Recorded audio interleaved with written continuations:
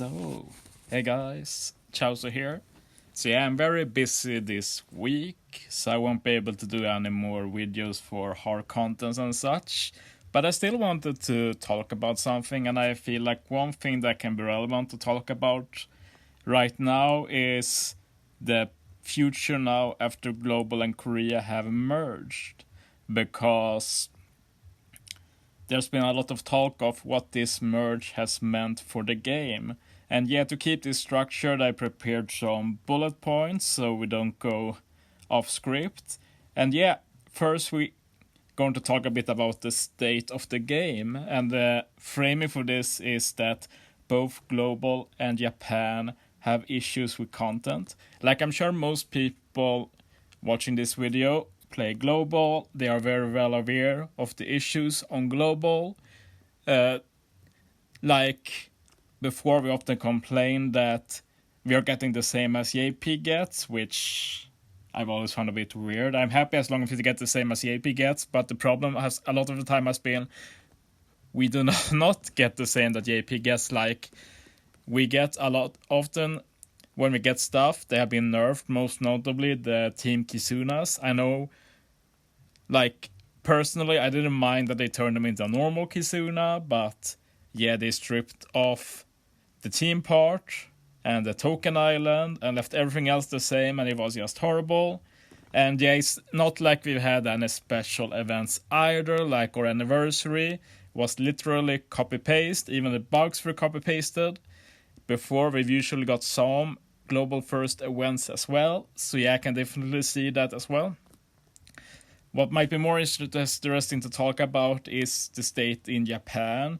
And yeah, like Japan has really been on a very consistent cycle of content. Like there are very few things that break the mold every month. Like if we say that the month starts with a new batch, then we get a new batch. Then together with the batch, we get one of these fake blitz events, like we got on Global now with Kobe and Hina. But yeah, we get those every month. And then after that, we move on to Treasure Map with the Suga and Treasure Map. Then after that, we move on to Kizuna. And then between Kizuna and the next batch, there might be some minor thing put in. Like 1 month, they did the Warlord Blitz. That's like the only big quotation mark event outside of the standard ones that JP has had for the like last 5 months. That's kind of insane to think about, really, but yeah, so that's kind of the framing of what we're going to talk about, because both Global and Japan has had for several months now issues related to content, and it not being a lot of unique content, a lot of the same stuff rehashed. And then the question obviously becomes, can we blame the Korea merge for this? And yeah, are the issues we're having largely to blame to this merge between Global and Korea? And yeah, we're entering speculative territory here, but yeah, we can assume that there's not a big team working on One Piece Treasure Cruise.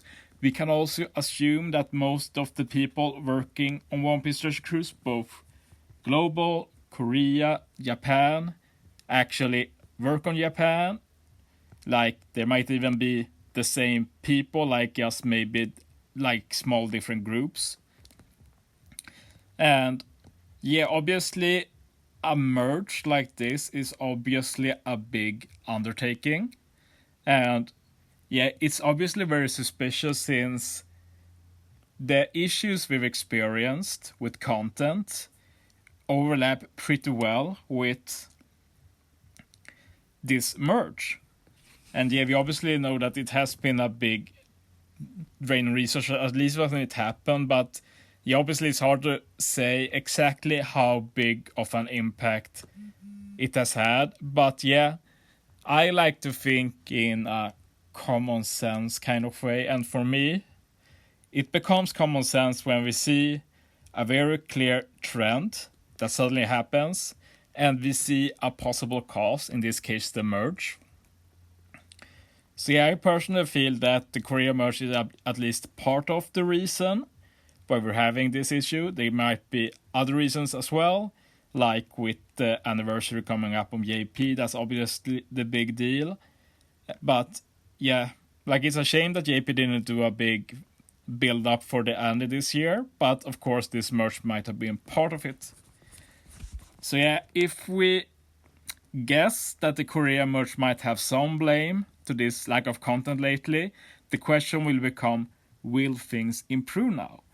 And yeah, I added here because at least in my circles where I talk, we do a lot of meta jokes right now about things are going to get better now due to the merge ending. And yet the hard part is that it's a bit of truth to it, but a lot of irony as well, since we can often use it in ways where like there's been an issue for several years, but now the merge is done, now it's getting fixed. Like, I don't think so. But I think the answer to this question will really give us the answer if we can blame the merge, because if we see things pick up soon, like JP is going to have their anniversary, Global is probably going to have the Korean anniversary, maybe with a new Global First Legend. That's still my guess. We'll see in less than a month.